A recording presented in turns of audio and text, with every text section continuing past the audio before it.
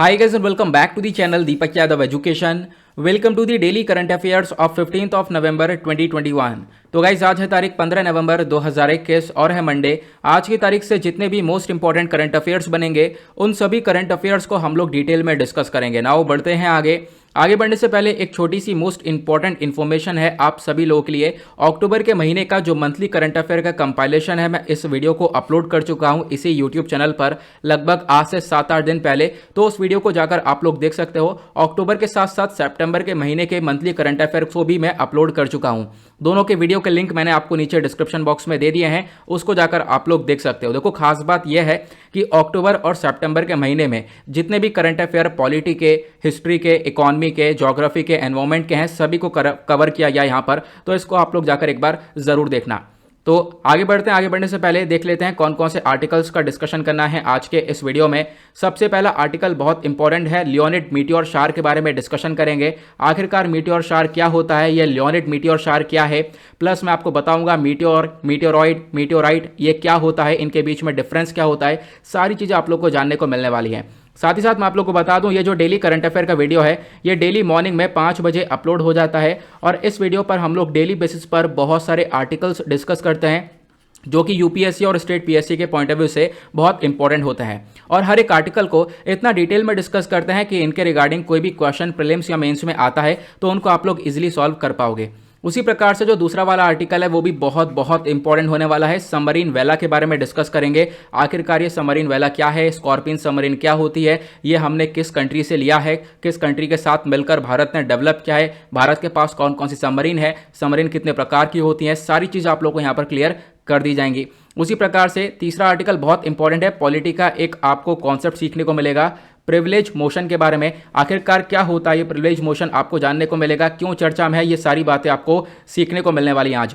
Then उसके बाद एक और इंपॉर्टेंट आर्टिकल है जो कि हर साल चर्चा में आता ही आता है, बिल्कुल नवंबर के टाइम पर ही यमुना के अंदर फ्रोथिंग देखने को मिली तो डिस्कस करेंगे इसके पीछे क्या है रीजन, फ्रोथिंग क्या होती है, ये झाग कैसे बना, क्या कारण है इसका, यमुना रिवर के बारे में डिस्कशन करेंगे। एक इंपॉर्टेंट आर्टिकल है।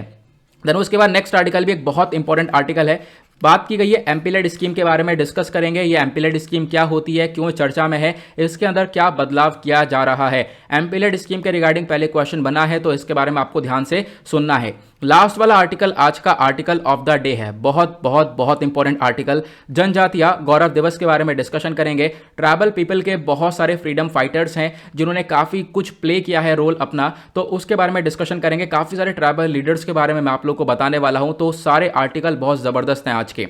तो बढ़ते हैं आगे बढ़ने से पहले गाइज अगर आप लोगों को इस लेक्चर का पीडीएफ चाहिए तो नीचे डिस्क्रिप्शन बॉक्स में आप सभी लोगों को टेलीग्राम का लिंक दिया गया है, वहां से जाकर आप लोग इस लेक्चर के पीडीएफ को डाउनलोड कर सकते हो। और यह है मेरी Instagram ID Deepak Yadav education, चाहो तो आप लोग मुझे यहाँ पर फॉलो कर सकते हो। अपनी जितनी भी क्वेरीज है मुझसे आप लोग यहाँ पर पूछ सकते हो। बाय द वे दोनों ही चीज़ों का लिंक आपको नीचे डिस्क्रिप्शन बॉक्स में दे दिया गया है। साथ ही साथ एक रिक्वेस्ट करूंगा जो डेली बेसिस पर करता हूं, यार यहाँ तक पहुंच गए हो तो फटाफट वीडियो को लाइक जरूर कर देना। एक छोटी सी रिक्वेस्ट है, एक लाइक करके आप अपना सपोर्ट दिखा सकते हो। तो आज का अगेन हम लोगों ने टारगेट रखा है डेली वाला कि 1K प्लस लाइक्स आपको आज पहुंचाने हैं, ठीक है। उसके बाद पीडीएफ की टेंशन मत लिया करो। देखो पीडीएफ जो है ना ये वीडियो के बाद अपलोड होती है, मतलब कि 5 बजे आपको ये वीडियो मिल ही जाता है डेली बेसिस पर।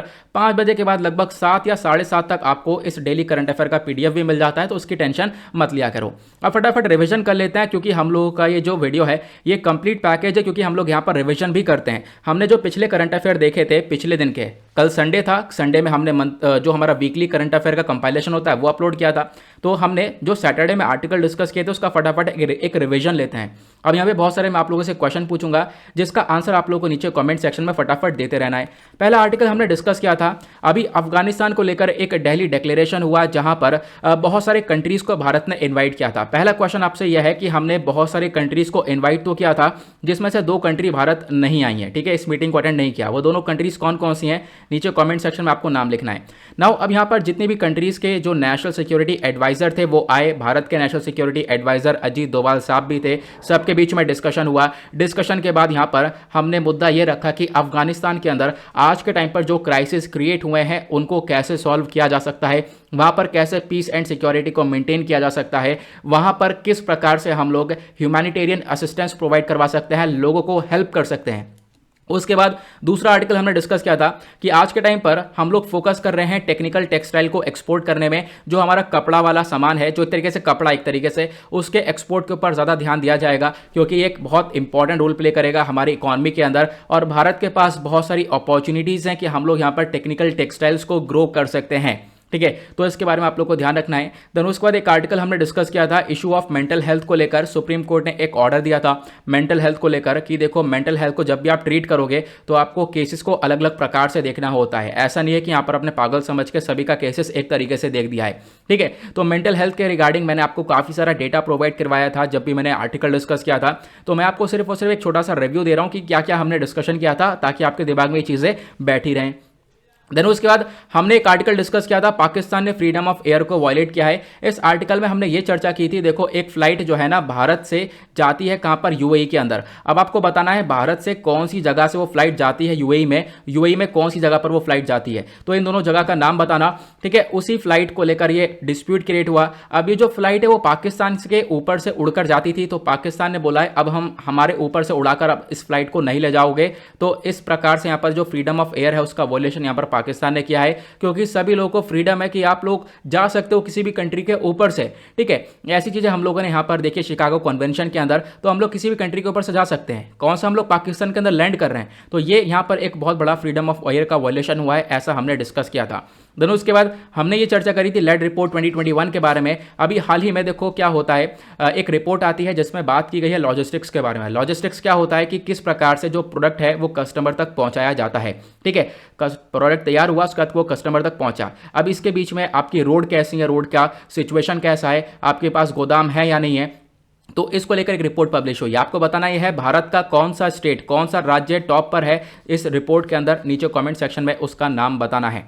तो बढ़ते हैं आगे और स्टार्ट करेंगे डिस्कशन को। आज का सबसे पहला आर्टिकल साइंस एंड टेक्नोलॉजी का है, और साइंस एंड टेक्नोलॉजी आता है हमारा जीएस पेपर 3 के अंदर। बात करेंगे लियोनिड मीटियोर शार के बारे में। आर्टिकल आप देख पा रहे होंगे हमने लिया है इंडियन एक्सप्रेस से, और इंडियन एक्सप्रेस बहुत इंपॉर्टेंट न्यूज़पेपर है हमारे करंट अफेयर के लिए। मैं यहाँ पर सारे सोर्सेज दिखाता रहूंगा कि कहाँ कहाँ से आर्टिकल्स को लिया गया है। तो अभी एनुअल लियोनिड मीटियोर शार शुरू हो चुका है। कब से? 6 नवंबर से। नवंबर चल रही है हमारी, आज 15 नवंबर है, तो 6 नवंबर से ये मीटियोर शार शुरू हो चुका है और 30 नवंबर तक रहेगा। 17 नवंबर एक ऐसी तारीख है जहां पर आपको बहुत सारे ये शार्स देखने को मिलने वाले हैं। कुछ इस प्रकार से ये मीटियोर शार का दृश्य देखने को मिलता है। 17 नवंबर में कुछ इस प्रकार से सिनेरियो आपको ये देखने को मिलेगा। ये जिसको हम लोग टूटता हुआ तारा बोलते हैं ना, वो बेसिकली टूटता हुआ तारा नहीं है, वो एक मीटियोर है। ठीक है, अब उसकी पोजीशन बदलती हुई चलती है, इस वजह से उसको अलग अलग नाम दिया जाता है। वो सब चीज़ें आप लोगों को समझ में आ जाएंगी। तो यहाँ पर इसी जब ये बहुत ज़्यादा मात्रा में आपको ये देखने को मिलेगा, तो ये एक मीटियोर शार है। अब आपका कहना होगा क्या इससे पृथ्वी को खतरा है? तो नहीं, देखो इससे पृथ्वी को कोई भी खतरा नहीं है, ये बहुत दूर है। और यहाँ पर रिपोर्ट्स बताती हैं कि बिल्कुल भी मिलियंस ऑफ मिलियंस ईयर्स बाद भी यहाँ पर ये पृथ्वी से नहीं टकराएगा, तो इसकी यहाँ पर टेंशन नहीं लेना है। पहले हम लोग कवर करेंगे चीज़ों को, छोटी छोटी चीज़ों को बेसिक से पढ़ेंगे। पहले हम डिस्कस करेंगे आखिरकार ये मीटियोर क्या होता है, तभी तो हम लोग आगे डिस्कस करेंगे कि हाँ मीटियोर शार क्या होता है। पहले हमें समझना होगा मीटियोर क्या होता है। देखो स्पेस के अंदर बहुत सारे रॉकी पार्टिकल्स होते हैं। ठीक है, बहुत सारे यहाँ पर कंकड़ के टुकड़े होते हैं, आप एक तरीके से कह सकते हो। बहुत सारे एस्टेरॉइड होते हैं। एस्टेरॉइड आपको ये देखने को मिलेगा रॉकी बॉडी है, रॉकी सब्सटेंस है ना, जो कि सन के अराउंड ये घूमता रहता है। अगर मैं आपको बताऊं तो एस्टेरॉइड बेल्ट हमें देखने को मिलती है। ये आप देख पाओगे, ये जो सन है, ये हमारा पूरा सोलर सिस्टम है। कितनी प्यारी सी पिक्चर लग रही है, ध्यान से सुनते हुए चलना। यहाँ पर जैसे हम लोग यहाँ पर ये प्लैनेट्स हो गए, ठीक है, इधर अर्थ हो गया, अब इधर आपको जुपिटर देखने को मिलेगा। अब यहाँ पर क्या है कि इसके बीच में ये आपको एस्टेरॉइड बेल्ट देखने को मिलती है। इसमें आपको बहुत सारे रॉकी पार्टिकल्स हैं। ठीक है, कभी क्या होता है, इस रॉकी पार्टिकल में से कोई बाहर निकल जाता है, अपने रास्ते से भटक जाता है। जब वो अपने रास्ते से भटक जाता है तो वो एक दूसरा ऑर्बिट बना लेता है, दूसरे ऑर्बिट में वो घूमने लगता है, जिस प्रकार से मैं ये घुमा रहा हूँ। मैं आपको बताता हूँ, मान लो यहाँ से ऑर्बिट, इसमें से कोई जो एस्टेरॉइड में से एक यहाँ पर रॉकी पार्टिकल निकल गया, वो अपना इस प्रकार से यहाँ पर बेल्ट बना लेता है, इस प्रकार से ऑर्बिट बना लेता है और इसी पर वो घूमता रहता है। अब इससे काफ़ी प्रॉब्लम क्रिएट हो जाती है। देखो ये जब घूमेगा तो इसके पीछे पीछे ना बहुत सारा जो कूड़ा होता है, डेब्रिस होता है, जो कचरा होता है, स्पेस के अंदर बहुत सारा कचरा है, तो वो सब निकलता रहता है। ठीक है, वो सब इसके पीछे पीछे भागता रहता है। तो आपको ध्यान रखना है, जब रॉकेट सब्सटेंस निकलेगा तो उसके पीछे बहुत सारी धूल, डस्ट, कूड़ा जो है वो भी यहाँ पर इसके पीछे पीछे घूमता रहता है। ठीक है, तो यहाँ पर जब भी एस्टेरॉइड में से आपका जो रॉकी सब्सटेंस है वो अलग हो गया है, तो वो क्या कहलाता है, मीटियोर। ठीक है, क्या, सॉरी मीटियोरॉइड क्या होगा। देखो स्पेस के अंदर मैंने आपको बताया अंतरिक्ष है, अंतरिक्ष के अंदर एस्टेरॉइड है, बड़ा सा रॉकी सब्सटेंस है, इसकी बेल्ट है, इसमें से जब यहां पर वो जो रॉकी सब्सटेंस है वो अलग हो जाएगा तो वो क्या कहलाएगा, मीटियोरॉइड। लेकिन ये अभी स्पेस के अंदर ही है। लेकिन अब आप कहोगे यही रॉकी सब्सटेंस जब गिरना चालू होगा नीचे की साइड, मान लो यहां पर ये पृथ्वी है, पृथ्वी का यहां पर ये एटमॉस्फेयर है, ठीक है। अब क्या है यहां पर ये जो मीटियोरॉइड है जब नीचे की साइड गिरना चालू होगा, जब गिरते गिरते हमारे पृथ्वी के एटमॉस्फेयर के अंदर, ये एटमॉस्फेयर है ना, एटमॉस्फेयर के अंदर एंटर कर जाएगा तो इसको हम लोग बोलते हैं मीटियोर, ठीक है। जिसको आप लोग टूटता हुआ तारा बोलते हो, वो टूटता हुआ तारा नहीं है, ये मीटियोर है। जब गिरता है ना, जब आप कह सकते हो बहुत स्पीड से गिर रहा है वो नीचे की साइड, तो उसमें आग सी लग जाती है, तो एक चमक सी हम लोग को दिखाई देती है। अब क्या है, यही जो मीटियोर है जब हमारी पृथ्वी पर गिर जाता है, गिर कर एक जगह पर पड़ा हुआ है, तो उसको बोलते हैं मीटियोराइड। है एक ही चीज, इसकी जो पोजीशन है वो लगातार बदल रही है, और पोजीशन बदलते वक्त इसके नाम भी बदल जाते हैं। जैसे स्पेस के अंदर है तो मीटियोरॉइड कहलाता है, लास्ट में आईडी है। उसका जब हमारे एटमॉस्फेयर में एंटर होता है तो उसको मीटियोर कहा जाता है, लास्ट में ईओआर है। अगर यहां पर पृथ्वी पर गिरकर एक जगह रुक जाता है तो उसको मीटियोराइट बोला जाता है। इसके बारे में आप लोगों को चीजें क्लियर हो जानी चाहिए। आई होप आपको ये अच्छे से समझ में आ चुका है तीनों का डिफरेंस, और आज के बाद इसको कभी नहीं भूलोगे। तो ये मीटियोराइट्स यहाँ पर आप लोगों ने समझ लिया क्या होता है क्या नहीं होता है। ये हम लोगों ने यही चीज़ आपको लिखित में ये सारी चीज़ देखने को मिलती हैं। जब मीटियोराइट ऊपर से गिरता है ना, बहुत तेजी से जब गिरता है तो उसके अंदर आग लग जाती है। आग लगने के बाद आपको वो एक लाइटनिंग सा दिखता है, लाइटनिंग कलर सा ये मारता हुआ नजर आता है, कुछ इस प्रकार से ये देखने को मिलता है। लेकिन ये पृथ्वी पर नहीं गिर रहे हैं, ठीक है। यहाँ पर पृथ्वी इसके पास से गुजर रही है, इस वजह से आप लोगों को ये दिख रहा है। अब आप कहोगे इसका मतलब क्या है, तो इसका मतलब आपको थोड़ा सा रुक के समझ में आएगा। पहले हम लोग इस पूरे के पूरे ये जो सिनेरियो इसको देखते हैं। मान लो यहाँ पर ये सन है, ठीक है। तो यहाँ पर सन हो गया, और सन के बाद यहाँ पर ये आपको अर्थ सन के इर्द गिर्द कौन सा एक प्लैनेट घूम रहा है, अर्थ घूम रहा है। बहुत सारे और भी प्लैनेट्स घूमते हैं। यहाँ पर मैंने आपको समझाने के लिए ये पिक्चर लिया है ताकि आपको अच्छे से समझ में आ जाए। ये नासा की वेबसाइट से पिक्चर लिया गया है, ठीक है। तो यहाँ पर आप देख पाओगे ये अर्थ जो है यहाँ पर सन के अराउंड रिवॉल्व कर रहा है। अब क्या है ना, ये जो एस्टेरॉइड बेल्ट भी यहाँ पर देखने को मिलती है, इस एस्टेरॉइड बेल्ट से मान लो कोई निकला एक रॉकी पार्टिकल, और वो इस प्रकार से घूमने लगा। मैं आपको थोड़ा सा स्ट्रक्चर और अच्छे से बताकर समझाता हूँ। ये मान लो ये सन हो गया, ठीक है। अब सन के इर्द गिर्द यहाँ पर हम लोग डायरेक्टली अर्थ को लेते हैं। यहाँ पर एक अर्थ हो गया, ठीक है। अब यहाँ पर क्या है, अर्थ होने के साथ साथ अब जो एस्टेरॉइड है, यहाँ पर एस्टेरॉइड बेल्ट थी, मैं आपको ए भी लिख देता हूँ। यहाँ पर एस्टेरॉइड बेल्ट थी जहाँ पर रॉकी पार्टिकल थे। अब एक एस्टेरॉइड निकल गया इसमें से। निकलने के बाद वो क्या करेगा, निकलने के बाद वो अपना खुद का अलग से ऑर्बिट बना लेगा। कुछ इस प्रकार से यहाँ पर वो ऑर्बिट बना लेता है। जो मैं लियोनेट शावर की बात कर रहा हूँ ना, जो हम लोग आर्टिकल पढ़ रहे हैं, उसका कुछ इस प्रकार से ऑर्बिट देखने को मिलेगा, ठीक है। तो यहाँ पर कुछ इस प्रकार से ऑर्बिट बन गया।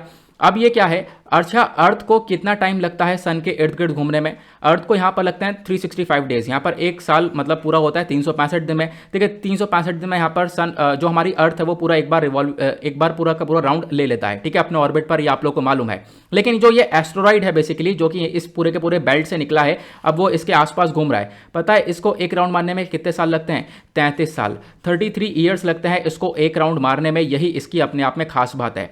तो ये हमें नवंबर के टाइम पर देखने को मिल रहा है इस बार, और इससे पहले कब देखने को मिला था मैं आपको बताता हूं। देखो ये जो लियोनेट शावर है ना, इससे पहले जो लास्ट लियोनेट मीटियोर स्टॉर्म था बेसिकली, वो 2002 में देखने को मिला था, ठीक है। तो इसके बारे में आप लोग को आइडिया रखना है। और यहाँ पर लियोनेट शावर की बात करें, कुछ डेब्रिस वगैरह है, जैसे मैंने आपको बताया, कुछ कूड़ा करकट है, और एक ये सब निकल कर आता है। यहाँ पर हम लोग बोलते हैं इसको, यहाँ पर एक कॉमेट है बेसिकली, इसको हम लोग बोलते हैं टेम्पल टटल, ठीक है। इस कॉमेट को बोला जाता है टेम्पल टटल। जैसे मैंने आपको बताया, मान लो यहाँ पर एक कॉमेट है, ये कॉमेट हो गया और ये इर्द गिर्द घूम रहा है इसके, ये कॉमेट हो गया, इर्द गिर्द घूम रहा है। यहाँ पर ये क्या है, ये एक टेम्पल टटल इसको बोला जाता है। और देन उसके बाद एक चीज़ और आपको ध्यान रखनी है कि यहाँ पर क्या है, इसको 33 साल लगते हैं सन को ऑर्बिट करने पर, ठीक है। 33 साल लगते हैं सन को ऑर्बिट करने पर, यह भी मैंने आप लोगों को बता दिया है। अब होता क्या है यहाँ पर आपको ये समझना है, ठीक है। अब मान लो 6 नवंबर की तारीख है, जैसे मैंने आपको बताया कि 6 नवंबर के आसपास आपको थोड़ा बहुत क्या होता है कि देखने को मिलता है कि हमारे कुछ इस प्रकार से ये चीज़ें देखने को मिलेंगी। आप जब यहाँ पर रात के टाइम पर आसमान में देखोगे तो कुछ इस प्रकार से आपको ये सिनेरियो देखने को मिलेगा। मतलब इतना ज़्यादा नहीं देखने को मिलेगा, बहुत कम देखने को मिलता है। मैं आपको एक सिर्फ और सिर्फ एग्जाम्पल दे रहा हूँ, ठीक है, जब 6 नवंबर होता है तो। लेकिन जब तक आप कह सकते हो यहाँ पर ये घूम घाम के यहाँ तक पहुँचेगा तो क्या होता है, कुछ ज़्यादा टाइम, मतलब कि कुछ ज़्यादा 17 नवंबर के आसपास आप कह सकते हो हम लोग को बहुत ज़्यादा ये मीटियोर देखने को मिलता है, मीटियोर शार देखने को मिलता है। ऐसा क्यों? ऐसा इसलिए है क्योंकि जो मीटियोर है वो यहाँ से ये जो कॉमेट है बेसिकली यहाँ से गुजर रहा होता है, अपने ऑर्बिट से यहाँ से गुजर रहा होता है, इसके पीछे बहुत सारे डस्ट वगैरह भी गुजर रहा है और अर्थ इसके सामने आ जाती है। बिल्कुल जो पृथ्वी है बिल्कुल इसके क्लोजेस्ट देखने को मिलती है। अब पृथ्वी बिल्कुल सामने है तो इससे हम लोग अंतरिक्ष में देख सकते हैं कि हाँ इस प्रकार से ये मीटियोर शार चल रहा है। आई होप आपको ये क्लियर हो चुका है कि क्या पूरा सिनेरियो ये देखने को मिला। ठीक है, इस प्रकार से हमारी एस्ट्रॉइड बेल्ट होगी और जो बेल्ट है यहाँ पर हमारा मीटियोर घूम रहा होगा, यहीं पास में पहुंचेगा, अर्थ हमारी पास में होगी, तो उसकी वजह से यहाँ पर क्या होगा, जो भी यहाँ पर मीटियोर दिख रहा है वो ऊपर की साइड हमारा अंतरिक्ष में चल रहा है अपने ऑर्बिट में, वो हमारी पृथ्वी से दिख सकता है और दिखता भी है। तो इसके बारे में आप लोग को ध्यान रखना है। 17 नवंबर को आपको कुछ ज़्यादा क्लियरलेस पिक्चर देखने को मिलने वाली है रात के टाइम पर, तो इसको आप लोग एक बार ऑब्जर्व कर सकते हो। आई होप आपको ये क्लियर हो चुका है मीटियोर शार क्या होता है। ये सारी लिखित में चीजें आ जाएंगी जो कि मैंने अभी आप लोगों को समझाया है। ठीक है, ये क्या होता है, जो कॉमेट है वो हमारा क्लोज होता है सन के पास, फिर उसके बाद वो क्लोज आ जाता है हमारे अर्थ के पास में, तो उसी की वजह से यहाँ पर ये काफी अच्छे से हम लोग को दिखाई पड़ता है मीटियोर शार। इसके बारे में आपको चीज़ें क्लियर हो जानी चाहिए। लियोनेड शार, इसको लियोनेड शार बोला गया क्योंकि लियोनेड कॉमेट से यहाँ पर ये निकलकर दिख रहा है। तो इसके बारे में आप लोगों को यहाँ पर एक आइडिया हो जाना चाहिए, जैसे मैंने आप लोगों को काफ़ी सारी चीज़ें डिटेल में यहाँ पर समझा दी हैं। देन उसके बाद आगे बढ़ेंगे नेक्स्ट आर्टिकल पर। अगला आर्टिकल हमारा डिफेंस एंड सिक्योरिटी के पर्सपेक्टिव से इंपॉर्टेंट है और डिफेंस सिक्योरिटी आता है जीएस पेपर 3 के अंदर। बात की गई है सबमरीन वेला के बारे में। तो यहाँ पर आप देख पाओगे आर्टिकल पीआईबी का है। PIB one of the most important source है हमारे करंट अफेयर के लिए। गवर्नमेंट हमारे डायरेक्टली यहाँ पर डेटा को पब्लिश करती है। तो देखने को मिला है हाल ही में लगभग चौथा स्कॉर्पियन सबमरीन आ चुका है। ये स्कॉर्पियन सबमरीन है। क्या होती है स्कॉर्पियन सबमरीन, आगे आपको समझ में आएगा। इसका नाम है INS वेला। ठीक है, अब ये जो पूरा वेला सबमरीन है बेसिकली ये प्रोजेक्ट P75 का पार्ट है। प्रोजेक्ट P75 को साइन किया गया था फ्रांस के साथ में।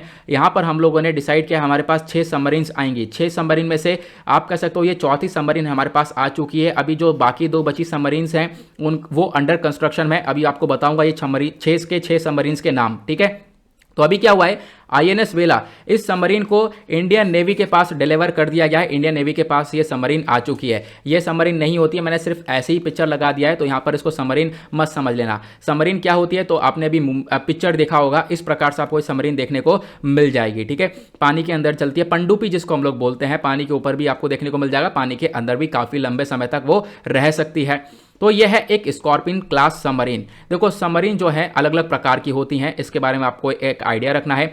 यहाँ पर मैं आपको पहले कुछ चीज़ें बताता हूँ, क्योंकि ये जो सबमरीन है इसको प्रोजेक्ट 75 के अंडर में लिया गया है। ये जो प्रोजेक्ट है इसको हमने फ्रांस के साथ में साइन कर रखा है। यहाँ पर जो फ्रांस है वो हम लोग को काफ़ी सारे जो सबमरीन्स है उसको प्रोवाइड करवा रहा है। ठीक है, और जैसे मैंने आपको बताया ये जो हमने देखा INS वेला है, ये हमारा चौथा सबमरीन है। इससे पहले हमारे पास INS कलवरी सबमरीन आ चुका है, खंडेरी सबमरीन आ चुका है, करंज सबमरीन आ चुका है, चौथा वेला है। वेला के बाद हमारे पास 2 और सबमरीन्स आने बाकी हैं, और वो जो 2 सबमरीन्स है वो कौन कौन से आएंगे, एक है स्कॉर्पियन वागिर और दूसरा है INS बक्शीर। तो ये 2 स्कॉर्पियन सबमरीन्स हैं जो कि अंडर कंस्ट्रक्शन है, जिसके ऊपर काम चल रहा है आज के टाइम पर। तो आपको सारे 6 के 6 सबमरीन्स के नाम रखने हैं, प्रोजेक्ट 75 के अंडर में आते हैं। पहला सबमरीन कौन सा हमारे पास आ चुका है, पहला यहाँ पर आप देख पाओगे कलवरी आ चुका है हमारे पास, उसके बाद खंदेर भी आ चुका है, खरंज भी आ चुका है तीसरा, देन उसके बाद चौथा वेला भी आ चुका है जो कि चर्चा में है, और 5वां वागिर अंडर कंस्ट्रक्शन है, और छठा INS बक्शीर जो भी अंडर कंस्ट्रक्शन है। इसके बारे में आपको ध्यान रखना है। प्रोजेक्ट 75 के अंडर में हमने ये डिस्कशन किया था, साल 2005 में एक डील को साइन किया था हमने फ्रांस के साथ में। लगभग $3.75 बिलियन की ये डील हुई थी कि हम लोग फ्रांस से टेक्नोलॉजिकल असिस्टेंस लेंगे। मतलब फ्रांस हम लोग को सबमरीन बनाने में मदद करेगा।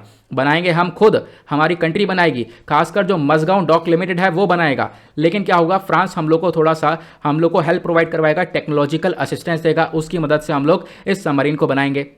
ये आप लोग को ध्यान रखना है। ठीक है, ये जो सबमरीन है ये सारी की सारी आप लोगों को कलवरी क्लास ऑफ सबमरीन ये देखने को मिलेंगी। फ्रांस की जो स्कॉर्पियन सबमरीन है उसी के बेसिस पर इन सबमरीन्स को बनाया गया है। अब एक क्वेश्चन आप लोगों के दिमाग में ये भी आ रहा होगा, आखिरकार स्कॉर्पियन सबमरीन क्या होती है। तो यहाँ पर आप देख पाओगे सबमरीन 2 प्रकार की होती है, एक होती है कन्वेंशनल सबमरीन और दूसरी होती है न्यूक्लियर सबमरीन। इसमें से बेटर न्यूक्लियर सबमरीन ही होती है, लेकिन यहाँ पर दोनों ही सबमरीन किसी भी कंट्री के पास होना काफ़ी ज़रूरी है। भारत के पास आपको बहुत सारी कन्वेंशनल सबमरीन देखने को मिलेंगी। देखो होता क्या है, न्यूक्लियर सबमरीन में आपको थोड़ी बहुत न्यूक्लियर एनर्जी से आप जो ये हमारी पनडुब्बी होती है, जो सबमरीन होती है, इसको आप लंबे समय तक पानी के अंदर रख सकते हो। लेकिन कन्वेंशनल सबमरीन में आप लंबे समय तक पानी में नहीं रख सकते हो। Conventional submarine diesel electric submarine होती है डीजल की मदद से चलती है, ठीक है, इसके बारे में ध्यान रखना है। कॉन्वेंशनल सबमरीन डीजल की मदद से चलती है। न्यूक्लियर सबमरीन यहाँ पर न्यूक्लियर पावर प्लांट लगा हुआ होता है जिसकी मदद से इलेक्ट्रिसिटी जनरेट होती है और उस इलेक्ट्रिसिटी के बेसिस पर ये वाली पनडुब्बी चलती है। तो ये दोनों के बीच का डिफरेंस होता है, इसके बारे में आपको ध्यान रखना है। देखिए, मैंने आपको स्कॉर्पियन सबमरीन के बारे में बता दिया है। स्कॉर्पियन सबमरीन एक डीजल इलेक्ट्रिक प्रोपोर्शनल सिस्टम पर चलती है, यहाँ पर डीजल का इस्तेमाल किया जाता है प्लस यहाँ पर, लेकिन अगर हम बात करें सबमरीन काफ़ी फायदेमंद होती है, लड़ाई में बहुत मदद करती है, एंटी सबमरीन वॉरफेयर वगैरह में मदद करेगी, जो भी हमारे एयरक्राफ्ट जो सबमरीन्स वगैरह उनके ऊपर अटैक भी कर सकती है और भी बहुत सारे काम कर सकती है, निगरानी भी रख सकती है। तो अपने आप में बहुत इंपॉर्टेंट रोल प्ले करती है सबमरीन, तो इसके बारे में आपको ध्यान रखना है। दो प्रकार की सबमरीन कौन कौन सी होती है मैंने आपको सिखा दिया, कॉन्वेंशनल, न्यूक्लियर, दोनों के बीच में क्या डिफरेंस होता है आप लोगों ने सीख लिया। नाउ बात करते हैं भारत की। तो भारत के पास नॉन न्यूक्लियर सबमरीन्स कौन कौन सी हैं। देखो, भारत के पास न्यूक्लियर सबमरीन भी है और नॉन न्यूक्लियर भी है। अभी हम बात करें नॉन न्यूक्लियर की, तो नॉन न्यूक्लियर में हमारे पास फ्रांस की कुछ सबमरीन्स हैं जिसको हम लोग बोलते हैं कलवरी क्लास। कलवरी क्लास जो सबमरीन्स हैं वो फ्रांस की मदद से बनाई गई है। उसमें आईएनएस कलवरी है, आईएनएस खंदेरी है, आईएनएस करंज है। और उसके बाद यहाँ पर आप देख पाओगे कुछ सबमरीन्स जो किलो क्लास की सबमरीन है वो हमने बनाई है रशिया के मदद से, जिसको हम लोग बोलते हैं सिंध घोष क्लास। सिंध घोष क्लास की जो सबमरीन है वो रशिया की मदद से बनाई गई है, जिसके अंदर आता है आईएनएस सिंध घोष, देन उसके बाद सिंधु रत्न, देन उसका सिंधु विजय, सिंधु वज, सिंधु केशरी और सिंधु धुरज, सिंधु कीर्ति, सिंधु राष्ट्र। तो इस प्रकार के अलग अलग सबमरीन है जो कि रशिया की मदद से बनाई गई हैं, ठीक है। तो इसके बारे में आपको ध्यान रखना है। देन उसके बाद जर्मनी की मदद से भी काफ़ी सारी सबमरीन्स को बनाया गया है। वो कौन सी क्लास की कहलाती हैं, वो है शिशुमर क्लास की, जिसमें आईएनएस शिशुमर है, आईएनएस शल्की है, आईएनएस शंकुश है और आईएनएस शंकुल है। तो इसके बारे में आप लोग को एक आइडिया रखना है। ये सारी नॉन न्यूक्लियर सबमरीन्स हैं। अब बात करते हैं न्यूक्लियर सबमरीन की, तो भारत के पास एक है चक्र अकुला 2, ठीक है। ये एक अटैक सबमरीन है, आईएनएस चक्र इसको हम लोग बोलते हैं, एक न्यूक्लियर सबमरीन है, लेकिन यहाँ पर यहाँ पर आपको रशिया का ओरिजिन देखने को मिलेगा, रशिया के थ्रू बनाई गई है। दूसरी यहाँ पे भारत ने खुद जो सबमरीन बनाई है वो है अरिहंत क्लास की। तो आपको ध्यान रखना है, अरिहंत क्लास हमारे पास एक न्यूक्लियर सबमरीन है। बाकी मैंने आपको जर्मनी, फ्रांस, इंडिया वाली सारी सबमरीन्स के बारे में बता ही दिया है, ये आप लोग को आगे मैंने अभी थोड़ी देर पहले बताया है, ठीक है। आईएनएस अरिहंत जो है भारत ने खुद बनाया है, इसको आप लोगों को ध्यान रखना है, ये भी एक न्यूक्लियर सबमरीन है। तो अगर हम इंडियन न्यूक्लियर सबमरीन का प्लान देखें तो आईएनएस अरिहंत भारत ने खुद बनाया है, प्लस यहाँ पर अरिहंत क्लास की जो दूसरी सबमरीन है वो अभी तैयार हो रही है, वहाँ पर कंस्ट्रक्शन चल रहा है, 2024 तक हमारे पास वो सबमरीन भी आ जाएगी। ये सारी न्यूक्लियर सबमरीन है, ठीक है। उसके बाद एक आईएनएस चक्रा है जिसके बारे में मैंने आपको बताया था, ये रशिया के थ्रू बनाई हुई सबमरीन है, रशिया से हमने रेंट पर ली है, ठीक है। इसके बारे में आप लोग को ध्यान रखना है। रशिया से हमने एक डील साइन किया था जहां पे हमने इसको रेंट पे लिया है, $3 बिलियन तक की ये डील साइन की गई थी। इसके बारे में आप लोग एक आइडिया रख सकते हो। आगे बढ़ेंगे अगले आर्टिकल की तरफ। Next article polity and governance के पर्सपेक्टिव से इंपॉर्टेंट है और पॉलिटी एंड गवर्नेंस आता है जीएस पेपर 2 के अंदर। बातचीत की गई है प्रिविलेज मोशन के बारे में, तो डिस्कस करेंगे आखिरकार ये प्रिविलेज मोशन होता क्या है। तो अभी यहाँ पर आर्टिकल चर्चा में इसलिए है क्योंकि कांग्रेस के एक चीफ व्हिप हैं जिनका नाम है जयराम रमेश। देखो, व्हिप कौन होता है पहले आपको ये समझना होगा। मान लो कोई पॉलिटिकल पार्टी है, मान लो यहाँ पर कांग्रेस के ये चीफ व्हिप हैं, तो कांग्रेस के जितने भी यहाँ पर पॉलिटिकल पार्टी होगी उसके चीफ, उसके लीडर जिनकी बात सुननी ही सुननी होगी, ठीक है। मान लो यहाँ पर पॉलिटिकल पार्टीज के अंदर बहुत सारे मेंबर्स है जो कि लड़ रहे हैं आपस में, लेकिन जो ये चीफ व्हिप होते हैं अगर इनका कोई डिसीजन आएगा तो उस डिसीजन को ये सारे लोग मानेंगे, ठीक है। तो उसको कहते हैं हम लोग व्हिप। तो यहाँ पर जो ये व्हिप है चीफ व्हिप कांग्रेस के, उनका नाम है जयराम रमेश। इन्होंने यहाँ पर क्या बोला है, इन्होंने प्रिविलेज मोशन को जारी कर दिया है और ये जो प्रिविलेज मोशन है ये अगेंस्ट द किशन रेड्डी के अगेंस्ट में जारी किया गया है। अब यहाँ पर किशन रेड्डी कौन है? किशन रेड्डी है एक कल्चर मिनिस्टर। तो कल्चर मिनिस्टर के अगेंस्ट में यहाँ पर इस प्रिविलेज मोशन को जारी किया गया। इन्होंने बोला कि देखो आज के टाइम पर हमारे पास कल्चर को लेकर एक बॉडी है, ठीक है, हमारे संस्कृति को लेकर एक बॉडी बनाई गई है, नेशनल मॉन्यूमेंट अथॉरिटी। यहाँ पर एक व्यक्ति को हायर किया गया है और उस व्यक्ति को एक तरीके से गलत पद दे दिया गया है क्योंकि वो उस लायक नहीं है, उस कैपेबल नहीं है, ऐसा यहाँ पर इनके थ्रू कहना है। तो हम डिस्कस करेंगे ये सारा काम प्रिविलेज मोशन के थ्रू किया गया। तो आखिरकार ये प्रिविलेज मोशन क्या होता है आपको मैं इसके बारे में बताता हूँ, लेकिन उससे पहले मैं आप लोग को बता दूँ यहाँ पर नेशनल मॉन्यूमेंट अथॉरिटी के बारे में, जिसका वो मेंबर है, जिस व्यक्ति को लेकर यहाँ पर ये काफ़ी सारी चर्चा हो रही है। तो नेशनल मॉन्यूमेंट अथॉरिटी को बनाया गया था मिनिस्ट्री ऑफ कल्चर के अंडर में और हमारे पास कुछ एक्ट है उसके थ्रू बनाया गया था। जो है एक्ट का नाम है ancient monument and archaeological sites and remains amendment and validation act, ठीक है। इसी के अंडर में यहाँ पर नेशनल मॉन्यूमेंट अथॉरिटी को बनाया गया। नाउ अब इसके अंडर में फंक्शंस क्या है, इसके अंडर इसका मेन काम क्या है, जो भी हमारे बहुत पुराने एंशिएंट मॉन्यूमेंट्स हैं उनकी प्रोटेक्शन करना, उनकी सुरक्षा करने का यहाँ पर एक काम करता है। अगर मान लो यहाँ पर इसका चेयरमैन बनना है, नेशनल मॉन्यूमेंट अथॉरिटी का चेयरमैन बनने के लिए आपके पास काफ़ी सारी क्वालिफिकेशंस होनी चाहिए, और इसमें से एक क्वालिफिकेशन ये भी होना चाहिए कि उस मेंबर के पास एक एक्सपीरियंस हो, एक्सपर्टीज़ हो, वो एक तरीके से नॉलेज हो उसकी उसके पास नॉलेज हो आर्कियोलॉजी की, उसके पास नॉलेज हो कंट्री की, नॉलेज हो टाउन प्लानिंग की, ज्ञान हो आर्किटेक्चर का, ज्ञान हो हेरिटेज का, नॉलेज हो कंजर्वेशन आर्किटेक्चर की, लॉ के बारे में नॉलेज हो। लेकिन यहाँ पर क्या है कि जिस व्यक्ति को अपॉइंट किया है हमारे कल्चर मिनिस्टर ने, तो वो यहाँ पर गलत व्यक्ति को अपॉइंट कर लिया है, और उसका नाम मुझे याद नहीं आ रहा है, ठीक है तो कोई बात नहीं, हमारे लिए इंपॉर्टेंट भी नहीं है। तो जिस व्यक्ति को यहाँ पर, जो हमारे कल्चर मिनिस्टर है वो है किशन रेड्डी, ठीक है, इन्होंने यहाँ पर जिस व्यक्ति को अपॉइंट किया है वो यहाँ पर कैपेबल नहीं है, उनके पास इतनी नॉलेज नहीं है, ऐसा यहाँ पर जयराम रमेश जी ने ये काम किया है। तो इसके बारे में डिस्कशन काफ़ी ज़्यादा हुआ। तो जयराम रमेश जी ने यहाँ पर एक काम किया है, किसके थ्रू, प्रिविलेज मोशन के थ्रू। इन्होंने बोला है ये सारा काम अच्छे से नहीं चल पा रहा है। तो डिस्कस करते हैं अब हम लोग इसके बारे में कि आखिरकार ये प्रिविलेज मोशन होता क्या है।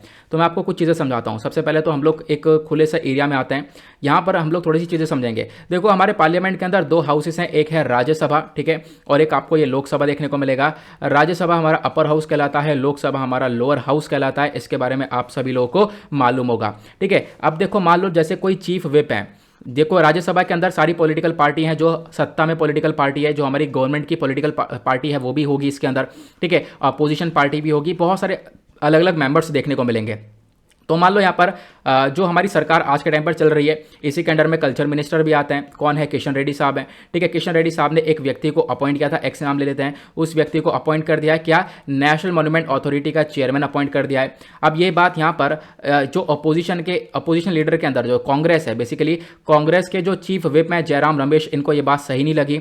इन्होंने यहाँ पर पता लगाया कि यहाँ पर जो इस व्यक्ति को अपॉइंट किया गया है वो व्यक्ति कैपेबल ही नहीं है, उसको नॉलेज ही नहीं है। तो इस वजह से जयराम रमेश ने क्या करा, एक प्रिविलेज मोशन जारी कर दिया है। और प्रिविलेज मोशन एक तरीके से नोटिस है, और वो नोटिस किसको दिया गया, जो राज्यसभा के स्पीकर, सॉरी राज्यसभा के चेयरपर्सन होंगे उसको। राज्यसभा के चेयरपर्सन कौन होते हैं? वो वाइस प्रेसिडेंट होते हैं। आज के टाइम पर वेंकैया नायडू जी हैं, आपको मालूम होगा। तो राज्यसभा के चेयरपर्सन वेंकैया नायडू जी होंगे। तो वेंकैया नायडू जी को ये नोटिस दिया गया।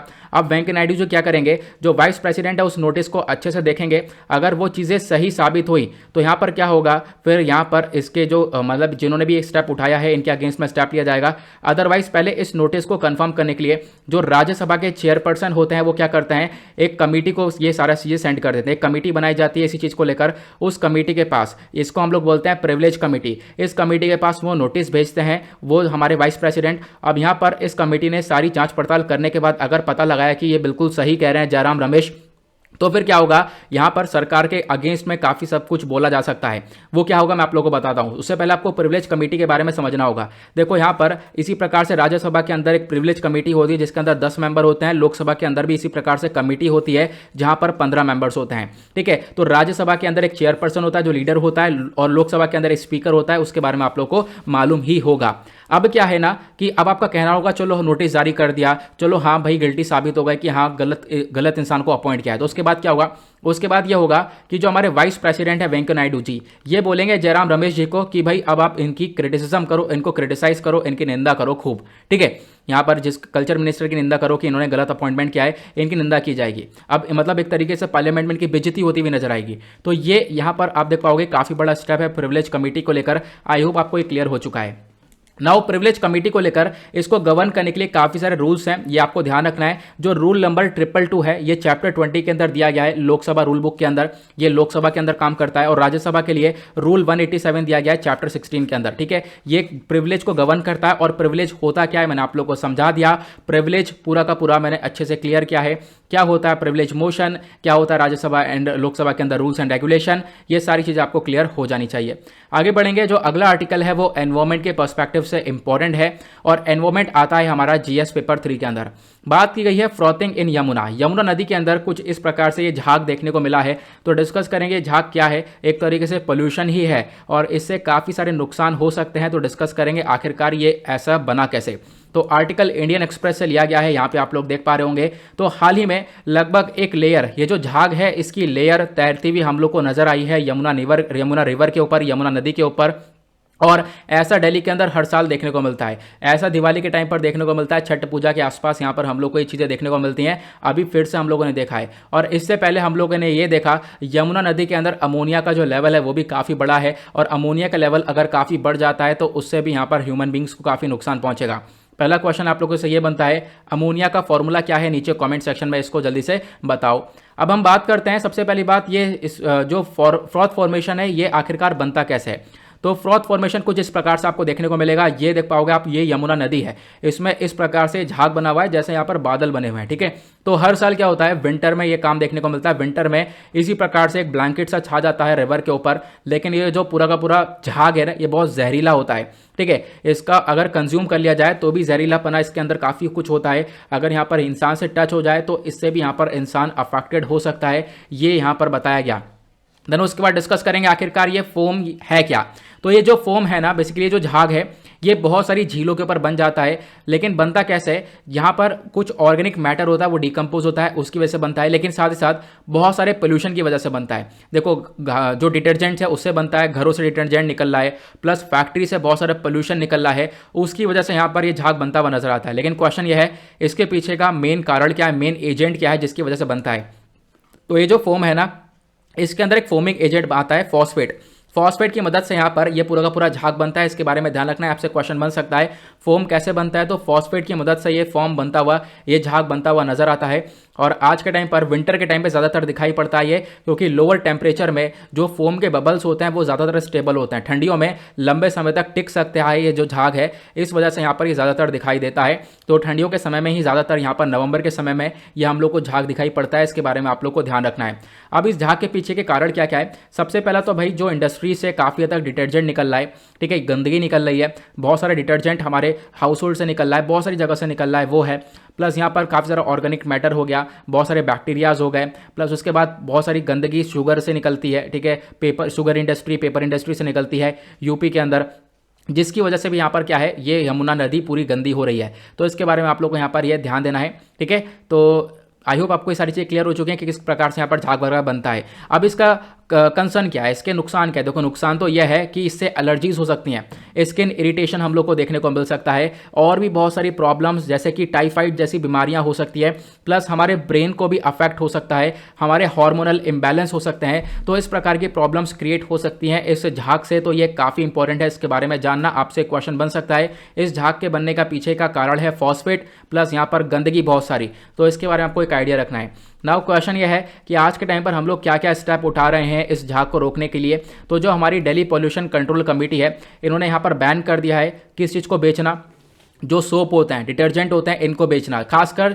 जो बेकार क्वालिटी के सोप हैं, बेकार क्वालिटी के डिटर्जेंट हैं, इनको बेचना बंद कर दिया है। देखो अच्छी क्वालिटी का डिटर्जेंट वही होगा जिसको यहाँ पर BIS के थ्रू एक अप्रूवल मिलेगा, ब्यूरो ऑफ इंडियन स्टैंडर्ड के थ्रू, इसके बारे में आपको ध्यान रखना है, ठीक है। और उसके बाद यहाँ पर क्या बोला गया, जो रेगुलेटरी बॉडीज़ हैं इनके रोल को काफ़ी बढ़ाया गया कि यहाँ पर ये काम करेंगी जो पोल्यूशन है इसको कम से कम करने का, जो इंडस्ट्रीज़ है वो पोल्यूशन को कम से कम करें, इसके ऊपर यहाँ पर इन बॉडीज़ को फोकस रखना होगा, चाहे वो सेंट्रल पोल्यूशन कंट्रोल बोर्ड हो, चाहे वो DPCC हो, चाहे वो पोल्यूशन कंट्रोल बोर्ड हो, इन सबको यहाँ पर पोल्यूशन को कम करने पर ध्यान रखना होगा, तभी हम लोग इस झाग को रोक पाएंगे। आई होप आपको ये क्लियर हो चुका है क्या है फ्रोथिंग इन यमुना, एक इंपॉर्टेंट आर्टिकल है एनवायरमेंट के पर्सपेक्टिव से। नाउ डिस्कस करते हैं यमुना रिवर के बारे में, आपसे क्वेश्चन बन सकता है। तो यमुना नदी के बारे में देखो, नदी के बारे में बहुत सारे क्वेश्चन बनते हैं और आपको ध्यान भी रखना है। जो रिवर यमुना है बेसिकली एक ट्रिब्यूटरी है, एक सहायक नदी है गंगा की, ठीक है। अब यमुना हमारी निकलकर आती है यमुनोत्री ग्लेशियर से, लगभग यहाँ पर जो बंदरपूछ पीक है मसूरी रेंज के अंदर, वहाँ से हिमालय से यहाँ पर यमुना निकलकर आती है। आप लोग देख पाओगे, मैं आपको मैप दिखाता हूँ, इस वाले एरिया से यमुना नदी निकलकर आती है, फिर दिल्ली तक पहुँचती है। देखो दिल्ली से पहले ये यमुना नदी बहुत ज़्यादा साफ होती है, बहुत क्लीन होती है, लेकिन जैसे हरियाणा पहुँचती है, हरियाणा से बहुत सारा जो वेस्ट है, वो बहुत सारा जो इंडस्ट्रीज़ का पोल्यूशन है वो यहाँ पर पहुँचता है। यहाँ पर बहुत सारे बांध भी बने हुए हैं, वहाँ पर आप कह सकते हो पानी का इस्तेमाल भी किया जाता है, लेकिन उसके बाद पोल्यूशन बहुत ज़्यादा होता है। मतलब न्यू दिल्ली के बाद से यमुना नदी का कलर ही अलग बन जाता है, ठीक है, एक नाले की तरह आपको ये देखने को मिलेगा। मतलब बोलना पड़ रहा है मुझे, ठीक है, मतलब कि अनफॉर्चुनेटली ऐसा बोलना पड़ रहा है, लेकिन आपको ऐसा ही देखने को मिलेगा यहाँ पर, ठीक है, बहुत ज़्यादा गंदगी देखने को मिलेगी। उसके बाद जो यमुना नदी है वो लास्ट में जाकर इलाहाबाद में, प्रयागराज में खासकर गंगा में जाकर मिल जाती है। तो इसके सॉरी हाँ, गंगा में जाकर मिल जाती है संगम वाले एरिया में। तो इसके बारे में आप लोग यहाँ पर एक आइडिया रख सकते हो। देखो इसके बारे में क्लियर हो गया। देन उसके बाद ये जो रिवर यमुना है मैंने आपको इसके बारे में बताया। उसके बाद यहाँ पर इसका जो बेसिन है, ये जो रिवर यमुना है ये संगम में जाके मिलती है जहाँ पर कुंभ का मेला लगता है प्रयागराज में। इसके बारे में मैंने आप लोगों को बताया। देन उसके बाद ये जो रिवर है ये उत्तर प्रदेश, उत्तराखंड और उसका हिमाचल प्रदेश, हरियाणा, दिल्ली से बहती हुई निकलती है। इस नदी की जो लेंथ है लगभग 1376 किलोमीटर के आसपास है। इस नदी के ऊपर बहुत सारे इंपॉर्टेंट डैम भी हैं, जिसमें से दो मोस्ट इंपॉर्टेंट डैम है जिसके बारे में क्वेश्चन पूछा जा सकता है। एक है लखवर व्यासी डैम उत्तराखंड के अंदर है, दूसरा है तेजवाला बैरेज डैम जो हरियाणा के अंदर है। प्लस यहाँ पर यमुना नदी की भी बहुत सारी इंपॉर्टेंट ट्रिब्यूटरीज हैं, ध्यान रखना। चंबल है, सिंध है, बेतवा है और केन है। यहाँ पर आप देख पाओगे सहायक नदियाँ हैं, जैसे चंबल आके यमुना में मिलती है। जब यहाँ पर चंबल मिलती है तभी यहाँ पे काफ़ी सारा पानी साफ भी होता है। ठीक है, इसके बारे में आपको ध्यान रखना है। चंबल नदी है, सेंध है, बेतवा है, केन है। तो ये नदियाँ एक सहायक नदियाँ हैं जो यमुना को और ज़्यादा सहायता प्रोवाइड करवा रही हैं। तो इसके बारे में ध्यान रखना है, ये एक इंपॉर्टेंट ट्रिब्यूटरीज हैं। नाउ बढ़ते हैं आगे अगले आर्टिकल पर। नेक्स्ट आर्टिकल भी पॉलिटी एंड गवर्नेंस के पर्सपेक्टिव से इंपॉर्टेंट है और पॉलिटी एंड गवर्नेंस आता है जीएस पेपर 2 के अंदर।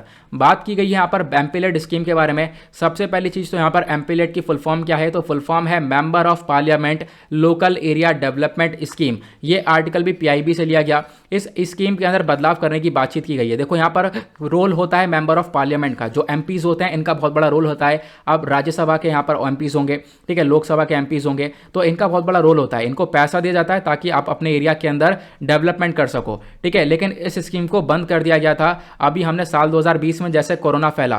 क्योंकि हमारा फोकस ये था कि हम लोग छोटा सा छोटा पैसा भी अब खर्च नहीं करेंगे, हम लोग सिर्फ और सिर्फ कोरोना के ऊपर पैसा खर्च करने वाले हैं। तो इस वजह से इस स्कीम को बंद कर दिया गया। लेकिन अब सारी चीज़ें सही हो गई हैं, इकॉनमी रिवाइव हो चुकी है। तो उसके बाद यहाँ पर क्या है, अभी इस स्कीम के अंदर वापस से पैसा दिया जाएगा ऐसा बताया गया है। लेकिन जितना पहले पैसा दिया जा रहा था उतना नहीं दिया जाएगा। इसके बारे में आगे मैं आपको बताने वाला हूँ, ठीक है। तो इसके बारे में आप लोग को ध्यान रखना है। तो पहले मैं आपको इस स्कीम के बारे में बताता हूं। एमपीलेड स्कीम एक सेंट्रल सेक्टर स्कीम है, केंद्र सरकार के थ्रू चलाने वाली स्कीम है, जिसके अनाउंस किया गया था, बनाया गया था 1993 में। इसका मेन ऑब्जेक्टिव ये है, जो भी हमारे एमपीज है, मेंबर ऑफ पार्लियामेंट है, चाहे वो राज्यसभा के हों चाहे वो लोकसभा के हों, वो अपने कॉन्स्टिट्यूंसी के अंदर, अपने एरिया के अंदर, जैसे राज्यसभा के हो गया जो पूरे राज्यों में यहाँ पर डेवलपमेंट को देखता है, लोकसभा क्या हो गया जो डिस्ट्रिक्ट के अंदर डेवलपमेंट देखेगा। तो यहाँ पर अपने एरियाज के अंदर जो भी डेवलपमेंट होंगे उसके ऊपर पैसा खर्चने का काम करती हैं ये एमपीज। तो इनको पैसा प्रोवाइड करवाता है पार्लियामेंट, ठीक है। तो इसके बारे में आप लोग को यहाँ पर ध्यान रखना है, इसी वजह से इसको एमपीलेड स्कीम बोलते हैं। क्वेश्चन ये है कि सर ये पैसा कहाँ पे खर्चते हैं, तो पैसा डेवलपमेंट के ऊपर, जैसे कि ड्रिंकिंग वाटर फैसिलिटी प्रोवाइड करवाई जाए, लोगों को एजुकेशन प्रोवाइड किया जाए, पब्लिक हेल्थ के ऊपर, साफ सफाई के ऊपर, रोड्स इंफ्रास्ट्रक्चर के ऊपर, इन्हीं सब चीज़ों के ऊपर ये पैसा खर्चा जाता है, ठीक है। और जून 2016 से हम लोग फोकस ये रख रहे हैं, जो एमपीलेट का पैसा है वो सरकार की जो स्कीम है उसको और बेहतर करने में इस्तेमाल किया जाए। जैसे सरकार का एक स्कीम है स्वच्छ भारत अभियान, एक्सेसिबल इंडिया कैंपेन और भी अलग अलग प्रोग्राम्स है, तो इनको और अच्छी तरीके से इंप्लीमेंट किया जा सके उसके ऊपर हम लोग और ज़्यादा फोकस रखते हैं। तो इसके बारे में आपको एक आइडिया रखना है। तो यहाँ पर इस स्कीम के बारे में आपको बताया, अब इसके फंक्शन के बारे में समझते हैं। देखो हर साल क्या होता है, जो एमपीज होते हैं हर साल मेंबर ऑफ पार्लियामेंट को 5 करोड़ रुपए दिए जाते थे 2 इंस्टॉलमेंट में, 2.5 करोड़ एक बार, 2.5 करोड़ एक बार, और ये पैसा लगा दो डेवलपमेंट में। ऐसा बोला जाता था कि जो लोकसभा है, लोकसभा के एमपी हैं वो अपने कॉन्स्टिट्यूंसी में लगाएं, राज्यसभा के एमपी अपने कॉन्स्टिट्यूंसी में लगाएं। लेकिन दिक्कत क्या थी, अब यहाँ पर कोरोना आया, कोरोना की वजह से हमने इस स्कीम को बंद कर दिया। अब इस स्कीम को बंद करने के बाद हमने क्या कर दिया है, वापस से इसको स्कीम को चला दिया है। अब वापस से चलाया तो, लेकिन वापस से चलाने के बाद हम अब यहाँ पे 5 करोड़ रुपए नहीं देंगे, ध्यान रखना 5 करोड़ की बजाय 2 करोड़ रुपए दिया जाएगा। इसके बारे में आपको एक छोटी सी इंफॉर्मेशन लेनी है। तो वापस से हमने इस स्कीम को रिस्टोर किया है, क्योंकि डेवलपमेंटल एक्टिविटीज़ की काफ़ी ज़्यादा ज़रूरत है। लेकिन अब 5 करोड़ की बजाय 2 करोड़ रुपए ही दिया जाएगा एमपीज को, और वो पैसा भी बच्चों की ऑनलाइन एजुकेशन के ऊपर खर्चा जाएगा। बच्चों को लैपटॉप, स्मार्टफोन्स वगैरह प्रोवाइड करवाए जाएंगे, तो वो ज़्यादा बेटर होने वाला है, ताकि बच्चा यहाँ पर ऑनलाइन एजुकेशन से जो भी प्रॉब्लम्स जूझ रही हैं उनसे बच सके।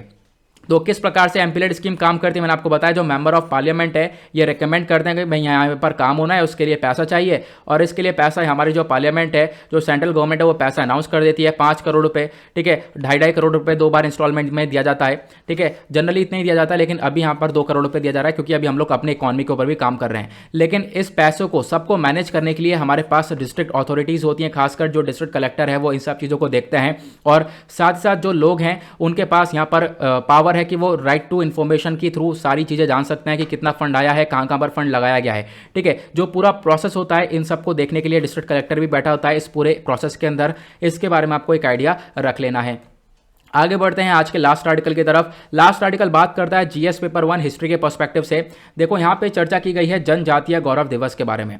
ठीक है, अब ये आर्टिकल चर्चा में क्यों है, क्योंकि हाल ही में जो हमारी यूनियन कैबिनेट है इन्होंने यहाँ पर अप्रूव किया है 15 नवंबर को हम लोग जनजातीय गौरव दिवस सेलिब्रेट करते हैं। और 15 नवंबर को हम लोग क्यों सेलिब्रेट करते हैं, ताकि हम लोग जो हमारे ट्राइबल जो आदिवासी फ्रीडम फाइटर्स थे उनको सपोर्ट कर सकें। ठीक है, तो इस वजह से यहाँ पर जनजातीय गौरव दिवस को सेलिब्रेट किया जाता है 15 नवंबर को। इसके बारे में आपको आइडिया रखना है। नाउ इस दिवस के बारे में मैं आप लोग को बताता हूँ। जो जनजातीय गौरव दिवस है इसको हम लोग हर साल सेलिब्रेट करेंगे, ताकि हम लोग जो भी हमारे जो आदिवासी फ्रीडम फाइटर्स है इनके एफर्ट्स के बारे में जान सके, इनको याद किया जा सके कि इन्होंने कितना जी जान लगाया यहाँ पर फ्रीडम को लेकर। ठीक है, और उसके बाद यहाँ पर बहुत सारी अलग अलग आपको ट्राइबल मूवमेंट चलाते हुए देखने को मिले थे। बहुत सारे अलग अलग आदिवासी मूवमेंट चलाए गए ताकि हम लोग ब्रिटिश कॉलोनियल रूल को खत्म कर सकें। ब्रिटिशर्स के अगेंस्ट में सारे ये मूवमेंट्स चलाए गए।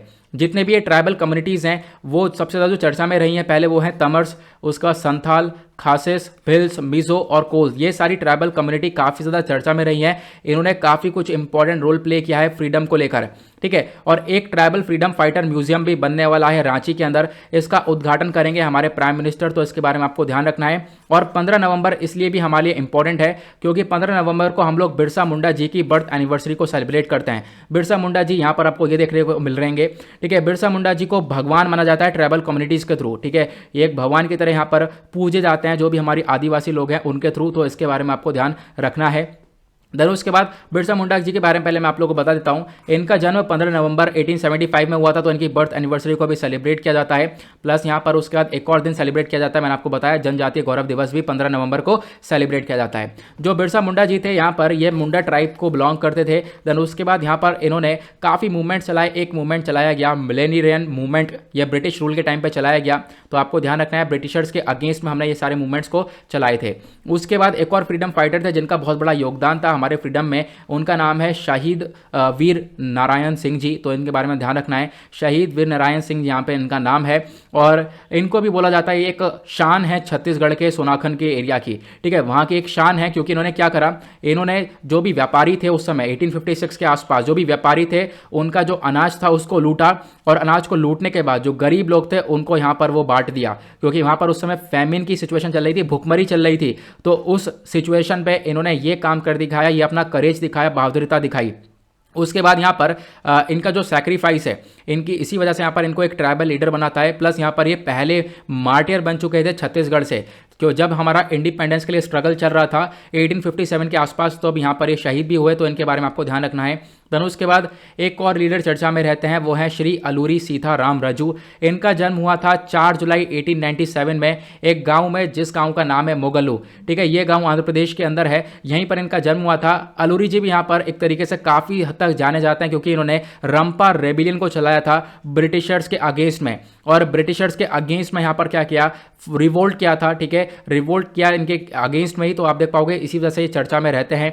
देन उसके बाद एक और इंपॉर्टेंट पर्सनैलिटी आती हैं चर्चा में जिनका नाम है रानी गाइदिनल्यू। ठीक है, ये एक तरीके से नागा स्पिरिचुअल हैं, एक पॉलिटिकल लीडर हैं। इन्होंने भी यहाँ पर ब्रिटिश रूल के अगेंस्ट में यहाँ पर रिवोल्ट किया काफ़ी ज़्यादा। जो नागा पीपल की जर्नी है, ठीक है, वो एक तरीके से यहाँ पर जो नागा पीपल को फ्रीडम मिला है वो इंडिया के फ्रीडम मूवमेंट से ही मिला है, ऐसा इनका मानना है। साथ ही साथ यहाँ पर जो ये महिला हैं ये एक तरीके से गांधी जी के मैसेज को भी काफ़ी ज़्यादा स्प्रेड करती है, मणिपुर रीजन के अंदर इन्होंने स्प्रेड किया है, तो इसकी वजह से यहाँ पर ये चर्चा में रहती हैं। तो आपको इसके बारे में ध्यान रखना है। तो ये कुछ ट्राइबल लीडर्स हैं जिन्होंने काफ़ी इंपॉर्टेंट रोल प्ले किया है। उसके बाद आगे बढ़ते हैं और इसके साथ हम लोग वीडियो को समाप्त करेंगे। फटाफट एक रिकैप ले लेते हैं क्या क्या डिस्कशन किया। लियोनिड मीटियोर शार के बारे में डिस्कशन किया, मीटियोर क्या होते हैं, मीटियोर शार क्या होता है, सबमरीन वेला के बारे में जाना, इंडिया के अंदर क्या क्या सबमरीन है सब कुछ डिस्कस किया, प्रिविलेज मोशन के बारे में समझा, पॉलिटी के पर्सपेक्टिव से एक इंपॉर्टेंट टर्म को सीखा है हमने, यमुना के अंदर फ्रोथिंग की सिचुएशन को समझा, एम्पिलेड स्कीम को देखा, देन उसके बाद जनजातीय गौरव दिवस को भी हम लोगों ने अभी यहाँ पर देखा है अच्छे से। उसके बाद इसी के साथ करते हैं लेक्चर को समाप्त। मिलते हैं आप लोगों से नेक्स्ट वीडियो में। आज के लिए bye bye, have a nice day, thank you and जय हिंद।